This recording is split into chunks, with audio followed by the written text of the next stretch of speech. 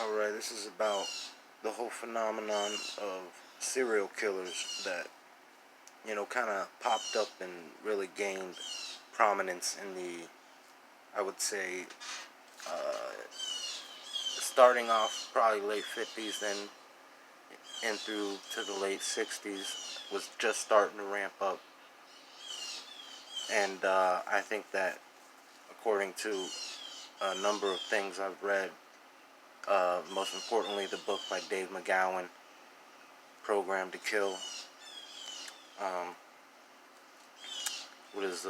Programmed to Kill, The Politics of Serial Murder, I believe is the subtitle.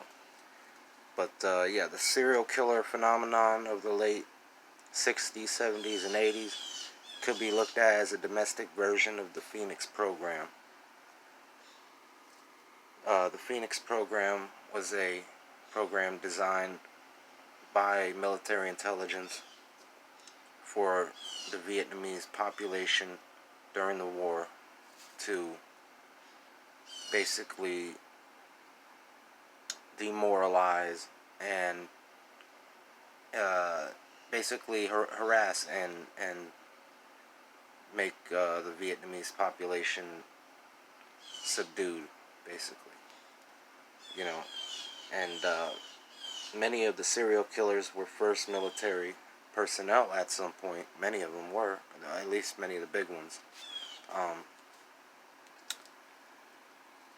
They could have been recruited, programmed to be a part of this operation. Arthur Shawcross claimed to have started his serial killing as a Phoenix operative. And, the military has denied that.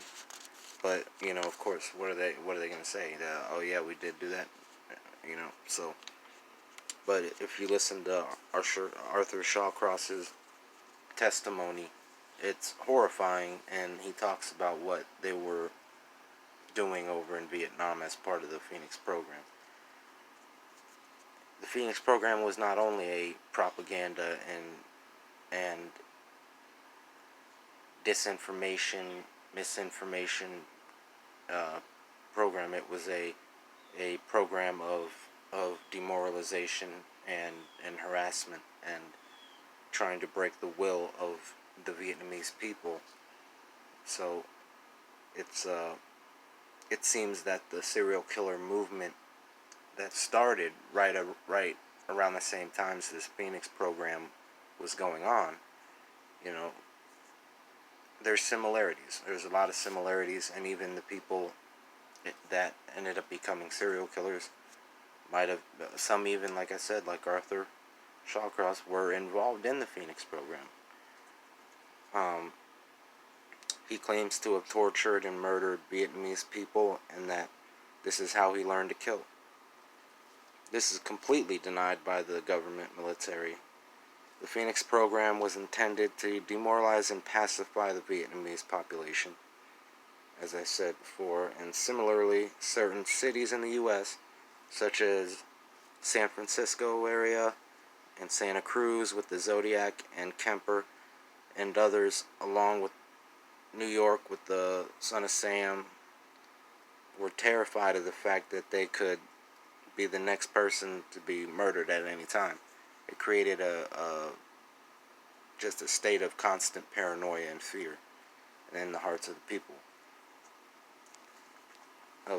especially of these certain, really of everyone, but especially of the citizens of these certain cities where they had active serial killers and they were being talked about every day. There were murders popping up every week. The objection of the operations were most likely to experiment on large geographical areas full of citizens as participants to examine the actions, mind state, and programming level of people under terror of a psychopathic murderer in the neighborhood. Another level to the phenomenon is the idea that those killings, such as the Son of Sam killings, may be mass rituals of occultic sacrifices, with the altar being the city and the citizens in the pews, which also goes towards the whole idea that there is a ritualistic occult aspect to some of these serial killings,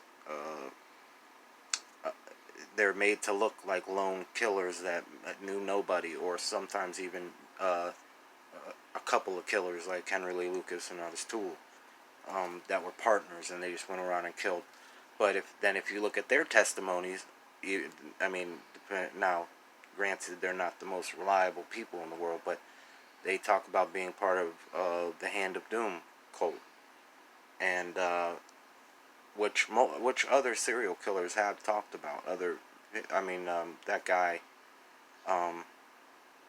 Mad Dog McKenna. He actually, I'm in St. Pete, Florida right now. He actually kidnapped, according to him, from what he said, he actually kidnapped a girl from, if you're from here, you know where it is, from Crescent Lake, right next to the big tree, the big willow tree, that used to be the big hangout and shit. It was almost like a fort, and you could crawl through the inside of it and shit like that. Yeah, he said in this, either late 60s or early 70s, he kidnapped a girl from there, and took her out to the woods somewhere, I think up 275, he said, or something, and killed her. But yeah, it's he claimed to be one of the what he called a prince of the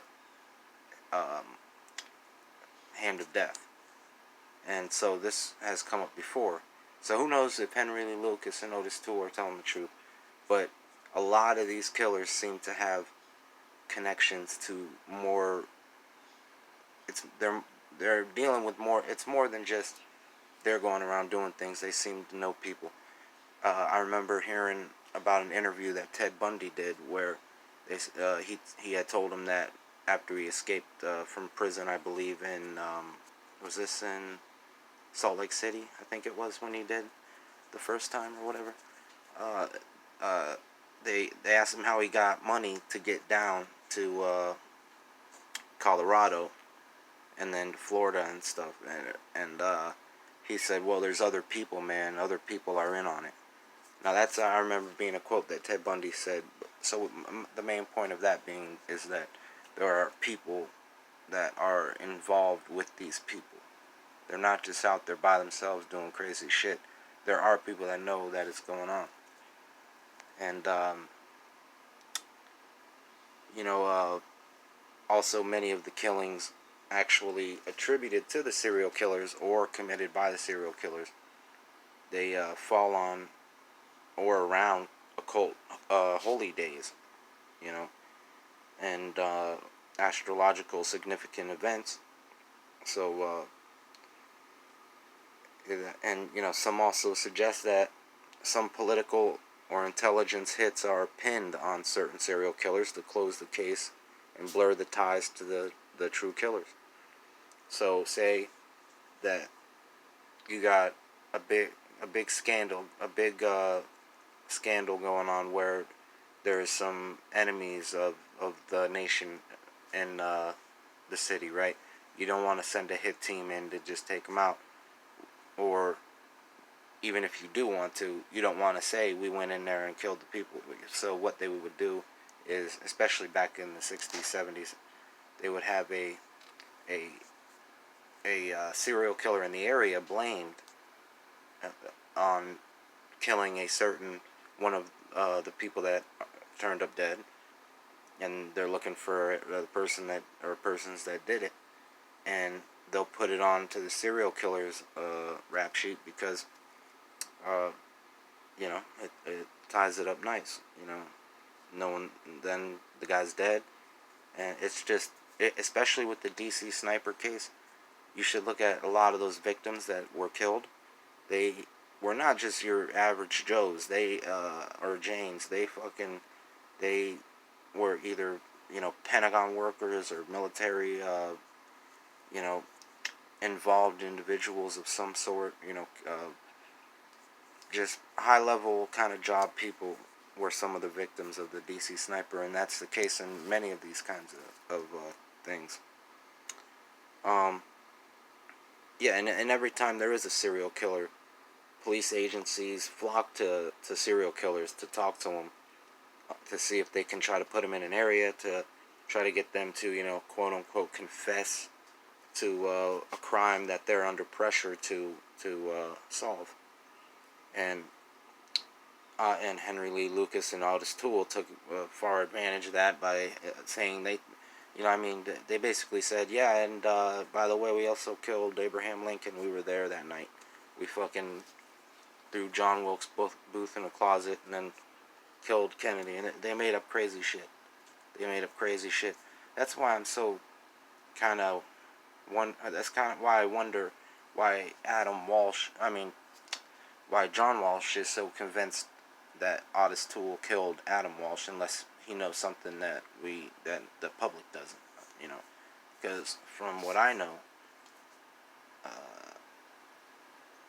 they were making up killing all kinds of people that they couldn't have. They even proved that they were here this day, and they're saying they killed this person in another state on the same day. But yeah, they love doing that kind of shit. So it's very crazy. It goes it goes also towards the idea of programmed, basically programmed assassins, which a lot of people think is, just like from movies and stuff, but that actually really happens, and they really did work on it, and I believe they perfected it. And when Robert F. Kennedy was killed, John Kennedy's brother, Robert F. Kennedy, he was running for president in 1968, and he was shot and killed supposedly by Sirhan Sirhan at the Ambassador Hotel in Los Angeles. And he was he was accepting the nominee for the Democratic candidate for the presidential election of '68, and he was basically going to probably be the next president. He had the Kennedy name,